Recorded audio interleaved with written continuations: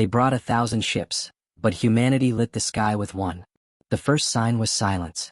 One by one, the outer colonies stopped transmitting, their beacon relays going dark without distress signals, without warning, as if entire worlds had been swallowed whole by the void. At first, Earth Command thought it was a communications disruption, a technical failure in the relay network that linked the scattered arc of human expansion across the stars. But then came the fragments, screams caught in static, half-scorched sensor feeds of colossal silhouettes blotting out suns, and emergency pings that flared and died almost instantly. The alien empire had moved, swift and merciless, bringing its 1,000-strong armada into the human frontier like a tide of steel and shadow. It was not a war in the conventional sense. There were no declarations, no demands, no ultimatums. It was extermination, executed with such overwhelming force that even veteran officers admitted there could be no victory. Humanity was a fragile newcomer to the stars, still piecing together its fledgling fleets, still building its colonies and scattered systems, and against them came a civilization older than recorded history, with engines that churned space itself and warships that could darken entire planets. Yet in the war councils of Earth, in the bunkers where admirals argued and generals shouted over maps stained with loss, one name kept returning, spoken like a curse and a prayer both: the Luminary. It was a ship that had existed only in rumor until then, a ghost project hidden beneath layers of secrecy, whispered about by soldiers who needed to believe in something. They said it was not like other warships. They said it carried not firepower but something stranger, something humanity had never unleashed before. And when the last defensive fleets were torn apart in the Quran expanse, when the alien empire raised a wall of metal around the heart of human space, Earth Command chose its last gamble. They sent for Commander Elias Kade. Elias was not a man who sought destiny. He had lived through too many defeats to pretend he was a hero. His record was one of survival, of retreat, of ordering desperate withdrawals when holding ground meant certain annihilation. His critics called him a coward who knew how to save men but not win battles. His supporters said he was pragmatic, the kind of commander who understood the mathematics of war in the face of impossible odds. But none of them knew the truth that kept him awake at night: the faces of the crews he had abandoned, the cities he had failed to save, the civilians who had looked to his fleet for protection and found only smoke and ruin. He carried that weight with him into the war room when Earth Command unveiled the Luminary. It was nothing like the hulking dreadnoughts humanity had sent to their doom. Sleek, almost too fragile, it gleamed with a strange metallic sheen that caught light as though it had its own glow. "This is not a weapon," the admiral in charge of the project said flatly, as if daring anyone to laugh. "It is a beacon." No one understood at first, Elias least of all. A beacon against an armada of 1,000 warships? A beacon when Earth's skies would soon be filled with fire. But the more the admiral explained, the more silence filled the chamber. The Luminary was powered by a core unlike anything humanity had ever created, a starforge reactor designed to turn emptiness itself into light. Not plasma, not laser, not missile. Pure light, bound and unbound, capable of bending space, of igniting the dark, of turning absence into brilliance. "It will not match their numbers," the admiral admitted, "but it may give them pause. It may show them that we are not yet ready to vanish." To Elias, it sounded less like strategy and more like desperation, but when the room's eyes turned to him, when the weight of an entire species seemed to settle on his shoulders, he did not refuse. He said only 3 words: "When do we launch?" The journey to the Luminary's hangar was like walking through a graveyard of old wars. The base had been carved into the hollow of a dead asteroid, shielded from detection by layers of rock and jammers that pulsed like false stars. The corridors were lined with abandoned prototypes, skeletal remains of ships that had never left the dock. Engineers moved like ghosts, their eyes sunken from sleepless nights, their uniforms stained with fuel and coolant. And at the heart of it all lay the Luminary, suspended in magnetic cradles, its hull humming faintly even in slumber. It was beautiful in a way no warship had the right to be, its lines curved and fluid, as though shaped not by engineers but by artists who had sculpted light itself. Elias felt something stir in him as he approached it, not hope, not yet, but the edge of awe, the recognition that this was not a machine of war but something stranger, something more dangerous, an idea given form. His crew assembled behind him, each chosen not for rank or reputation but for resilience, the kind of men and women who had lost everything and yet still rose when called. They looked at the ship with the same mixture of fear and wonder that Elias felt. And in that moment, standing beneath the glowing hull of the vessel that was supposed to be humanity's last stand, Elias realized that he was no longer just carrying the burden of his past failures. He was carrying the weight of an entire species. The alien armada continued to advance, and every day another colony burned. Refugees streamed toward Earth, bringing with them stories of cities leveled in minutes, of skies that turned red with alien fire, of soldiers who fought bravely and died without making a dent in the enemy's armor. Panic spread across the homeworld, riots breaking out in cities where citizens could not comprehend how one ship was meant to stand against 1,000. Some called the Luminary a myth meant to keep people calm before the end. Others prayed to it as though it were salvation incarnate. For Elias there was no such luxury. He saw the ship for what it was, a gamble so reckless that even success would come at unimaginable cost. And yet, as he stepped into the command deck for the first time, as the ship's systems hummed awake around him and light danced along its panels like veins of fire, he could not shake the feeling that perhaps humanity's final act would not be surrender but defiance written in brilliance. When the Luminary departed its hidden dock, the launch was not broadcast. It rose into the void in silence, slipping into the shadowed lanes of space like a thief, because Earth Command knew the Armada would come for it the moment they sensed its power. Yet even in secret, rumors spread. Somewhere out there, in the black between stars, humanity's last hope had taken flight. Somewhere out there, one ship carried the weight of billions. Elias sat in the captain's chair, staring into the vastness that awaited them, his crew silent around him. He thought of the 1,000 ships gathering beyond the frontier, of the wave of fire descending toward Earth, and for the first time in his life he did not calculate odds, did not measure probabilities, did not weigh losses against survival. Instead he thought of the flag raised in the ruins of ancient wars, of the first human who had lit fire in the dark to push back the night, and he wondered if the Luminary might become something like that, a light too bright to be ignored. The darkness was coming. 1,000 ships were coming. And humanity had answered with one. The first moments aboard the Luminary were filled not with triumph but with unease, because as the ship's systems awakened and the starforge reactor pulsed like a living heart, the crew quickly realized this was no vessel built for comfort or convention, no ordinary warship designed with barracks, steel plating, or the reassuring bulk of gun decks, but something altogether alien in its architecture, though it had been built by human hands, and the effect was both humbling and terrifying for the walls seemed to shimmer with faint luminescence, not painted or lit by panels, but glowing as if the ship itself exhaled light into its own veins, and the floors vibrated softly underfoot with an energy that was steady, almost like the rhythm of a pulse, a reminder that this was not simply technology, but humanity's most desperate attempt at transcending its limits. Commander Elias Kade walked the length of the command bridge, his boots echoing in the silence broken only by the hum of the core, and every face turned toward him as though waiting for reassurance, though he had none to give, and in truth he felt as disoriented as they did, because he had spent his career in ships of steel and smoke, in carriers and destroyers whose power was measured in missile counts and armor thickness, while here, in the Luminary, he felt as though he had stepped inside a weaponized vision, a dream forged into metal that seemed to watch him as much as he watched it. The chief engineer, a gaunt woman named Dr. Anna Solon, tried to explain, her voice quick with nerves and pride both, telling him that the starforge reactor at the ship's core was not a generator in the traditional sense, but a reactor designed to ignite vacuum itself, to convert absence into radiant energy, to bend the boundaries between light and matter, and while Elias understood only fragments of the theory, he could see from the awe in his crew's eyes that this was not merely weaponry, it was potential, dangerous and vast. Yet as he studied the reactor's slow, steady rhythm on the main display, he realized with a sinking heart that the Luminary was not built to destroy 1,000 ships head-on, because there were no racks of missiles in its bays, no rows of plasma turrets lining its hull, no swarms of drones ready to launch into the black, only arrays of crystalline emitters bound to the starforged output, tools to shape light into patterns that could confuse, blind, or pierce, but not overwhelm a fleet of such magnitude. And so he asked the question aloud, the one no one wanted to voice. This ship, can it even fight? Silence followed, the kind of silence where every unspoken truth carried its own weight, and finally Dr. Solon said what he had already suspected. Not in the way you mean. It cannot match fire with fire. But it can make darkness into light. And sometimes light is enough.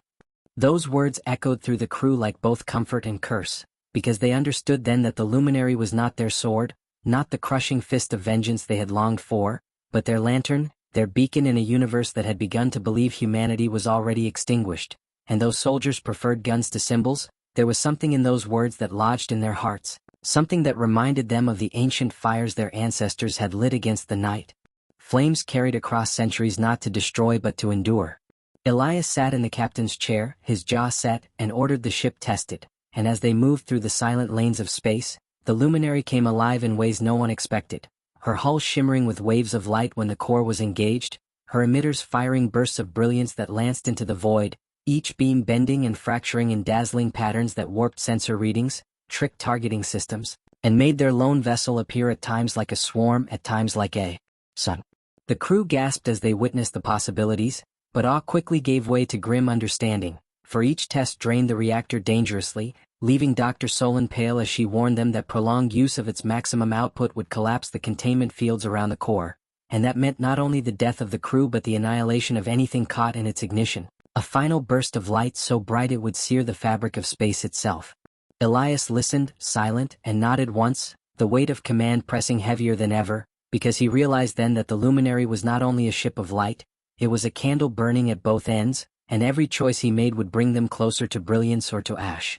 As they traveled closer to the frontier, intercepted reports filtered through, messages from broken resistance bands and shattered colonies, telling of the alien fleet's relentless advance, their 1,000 ships moving with perfect precision, unbroken formations that blotted out entire horizons, fleets whose commanders did not waste words or offers of surrender but simply unleashed fire until nothing human remained. The crew listened in silence, their hands tightening on consoles, their faces pale as they absorbed the enormity of what was coming. It was one thing to believe in duty, another to face annihilation, and Elias could see the fear rising in them, the same fear that gnawed at him in quiet moments when he remembered his past failures. He knew that fear was their greatest enemy, not the Armada itself, because fear consumed Will before the first shot was even fired, and so he rose from his chair, standing at the center of the bridge, and told them what he had forced himself to believe. "We are not here to fight them with fire," he said, his voice low but steady. "We are here to remind humanity what it looks like when we refuse to be extinguished. They may bring 1,000 ships. They may bring fire enough to burn a world. But we will bring light, and light spreads. It always spreads." Some of the crew nodded, others stared at the floor, but the words took root, and Elias knew that sometimes words, like light, needed time to grow. Meanwhile, the alien empire had begun to take notice. Scouts reported strange anomalies in the void, bursts of energy unlike human weapon signatures, flares of light that blinded their sensors, and whispers began circulating in their ranks of a new weapon, though their commanders dismissed it as desperation, as the thrashings of a dying species clinging to superstition. Yet behind their contempt, unease stirred, because the aliens were a race that had conquered through fear and inevitability, by convincing their enemies that resistance was useless before the first shot, and already the rumor of a ship that shone like a star was undermining that certainty. 1,000 ships still moved toward the heart of human space, but now they moved with a trace of hesitation, a sliver of doubt, and doubt was something their empire had long ago forgotten how to face. As the Luminary drifted through the silence between systems, Elias stood alone in his quarters, staring out into the void. He thought of Earth, of the billions watching the skies with terror, of the children in shelters who had only ever known war, of the soldiers who fought and died believing no help would ever come. He thought of the faces he had failed before, the cities he had abandoned, the ghosts that still followed him. And then he thought of the light. Not the reactor's brilliance, not the weaponized beams, but the way the ship itself seemed to breathe with radiance, as if reminding him that light did not need to be perfect to shine. He clenched his fists and swore, not to win, not to conquer, but to ensure that humanity's last act would not be surrender, but defiance carved into the night. The Luminary was ready. The alien fleet was near. The second chapter of humanity's survival was about to be written, not with fire but with light.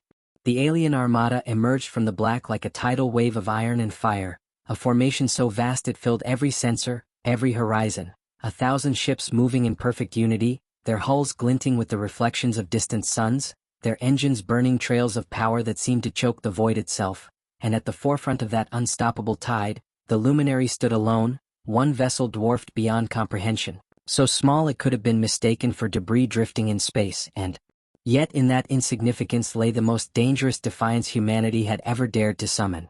On the bridge, Elias Kade sat in silence, his jaw clenched, watching as the tactical display filled with red icons until the screen seemed more blood than data, and his crew shifted uneasily, their hands tight on consoles, their breaths short, because they all knew that by any logic, by any strategy ever written, this was no battle but an execution. The alien fleet began its opening barrage without hesitation, because to them the Luminary was a distraction at best, a rumor made real, and they intended to crush it quickly, to erase the last ember of human hope before it could spread. So plasma beams lanced across the void, torpedoes streaked in shimmering arcs, and particle fire painted space with streaks of death. But the Luminary did not break. For Elias gave the order, and Dr. Solon engaged the starforge reactor at half capacity, and suddenly the ship burst alive, light spilling from its emitters like a sun awakening, a blaze that bent around the vessel in shields of brilliance, scattering incoming fire into showers of harmless sparks, turning weapons meant to annihilate into fireworks that dazzled sensors and left alien commanders blinking in disbelief. The crew gasped as the bridge lit up with radiance, their vessel glowing like a star wrapped in armor, and for the first time since the invasion began, they felt something other than fear. They felt awe. The aliens pressed harder, doubling their barrage, their formations shifting to encircle the lone ship, their commanders certain that no reactor could sustain such defenses for long, that brute force would overcome anything. But the Luminary did not falter, and Elias gave the command to fire, not with guns but with light itself, beams lancing outward in patterns that cut across the fleet like strokes of brilliance on a black canvas, piercing shields not by brute force but by resonance, by exploiting the harmonics of energy fields until alien vessels shuddered, their systems sparking as they reeled under impacts they could not understand. One ship fell, then another, not destroyed outright but blinded, crippled, drifting as if lost in sudden night, and as each alien vessel faltered, the humans watching from scattered outposts and hidden bunkers across the stars saw the transmission, because Elias had ordered every pulse of the Luminary's light encoded, turned into a signal, a call to every survivor, every rebel, every refugee hiding in shadows. Across human space the message burned. We are not finished. We are still here. Rise. The alien commanders realized too late what was happening, that this was not a battle alone but a declaration, a broadcast written in brilliance that traveled faster than their weapons could burn. On board the Luminary, the strain was immense, the starforge reactor howling within its containment, the ship's hull glowing red in places as emitters overloaded, the bridge shuddering with each pulse of brilliance. But still Elias pushed them forward because he knew the truth. This was not about destroying all 1,000 ships, not about victory in the sense their enemies understood, but about showing the galaxy that humanity would not go quietly into ash. Every flash of light was a story, every beam a cry of defiance, and across the galaxy those cries were heard. In colonies thought long dead, survivors raised weapons again, in shattered fleets hiding among asteroid belts, captains rallied their broken ships. In the slums of Earth itself, civilians poured into the streets, chanting the name of the Luminary, shouting into the night that they were not afraid. Hope spread like fire, and fire could not be contained.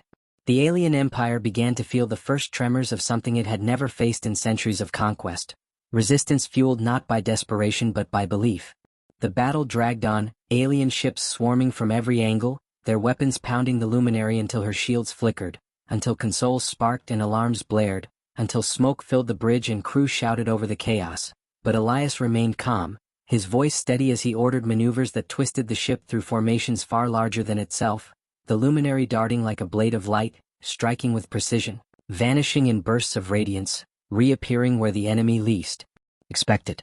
It was as though the ship itself was dancing, every movement graceful, every strike deliberate, and the alien commanders, used to overwhelming force and blunt victories, found themselves rattled by a vessel that fought not with mass or volume but with spirit, with cunning, with a refusal to yield. They hurled more ships into the fray, yet the Luminary endured, and worse, its brilliance blinded their targeting systems, its signals jammed their coordination, turning the precision of their armada into chaos. But the cost was mounting. Dr. Solon warned that the reactor's containment was thinning, that one more full burst could destabilize the core. Engineers reported burned-out emitters, navigation systems flickering, shields stretched to the point of collapse. Crew members staggered at their stations, blood on their foreheads from ruptured panels, sweat dripping down their faces as they worked without pause.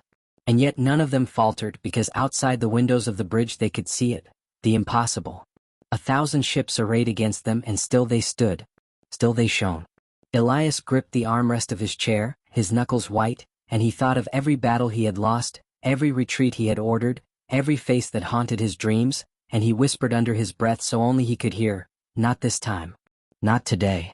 Then louder, so the crew heard him, he said, "We fight not to win but to show them we will never bow." Light spreads. That is all we need. The alien armada realized the danger now. realized that this one ship was not simply delaying the inevitable but unraveling their greatest weapon, fear. They issued the order to concentrate all fire on the Luminary, to obliterate it no matter the cost, and as the 1,000 ships aligned their weapons, the void itself seemed to burn with the promise of annihilation. The crew braced, eyes wide, breaths held, and Elias knew the next volley would be the one that either broke them or proved them eternal. He gave the order, soft but unshaking. Full core. One last burst. Dr. Solon hesitated, fear in her eyes, but she obeyed, her hands flying across the controls, and the reactor screamed, the ship trembling as if it would tear itself apart, the lights flickering to near darkness before exploding outward in brilliance so intense it washed everything in white.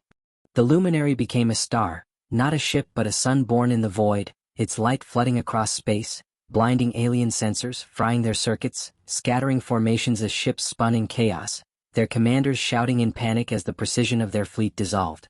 But more than that, the burst carried its signal farther than ever, across every channel, through every relay, burning into the hearts of humans everywhere. We will not vanish, we will not bow, we are light and light endures. When the glow faded, the Luminary still stood, battered, scorched, her hull torn, her systems failing but alive. The alien fleet reeled, their 1,000 ships scattered into disarray, and for the first time in their endless campaign of conquest, they pulled back, unwilling to press against a foe that could burn so brightly with so little. Humanity had faced 1,000 ships with one, and though the battle was not over, the tide had turned, because the universe had seen what one ship, one crew, one act of defiance could accomplish.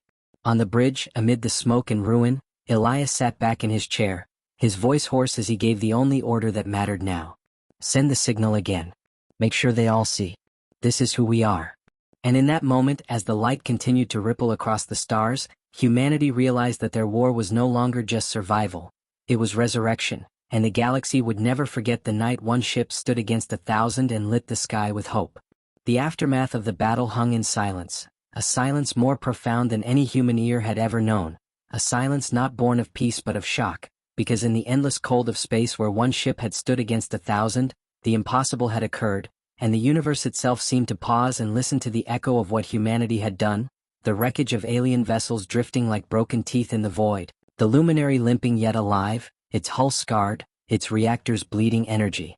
Into space, its crew battered but breathing, and through the fractured comms net came voices, at first scattered whispers and then swelling waves, survivors, rebels, captains of shattered fleets, soldiers marooned on lost outposts, civilians huddled in ruins on Earth itself, all answering the signal the Luminary had broadcast, all speaking words that had been forbidden for decades but now were impossible to silence.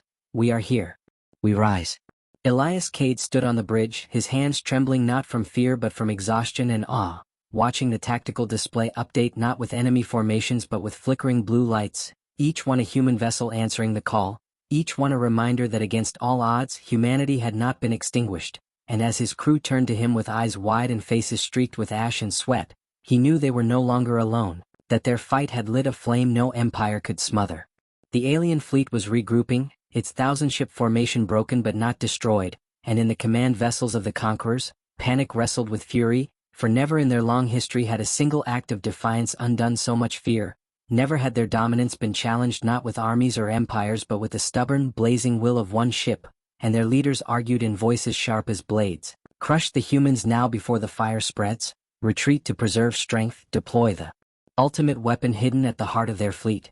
But even as they debated, they knew the truth had slipped from their grip, because hope once born cannot be recalled.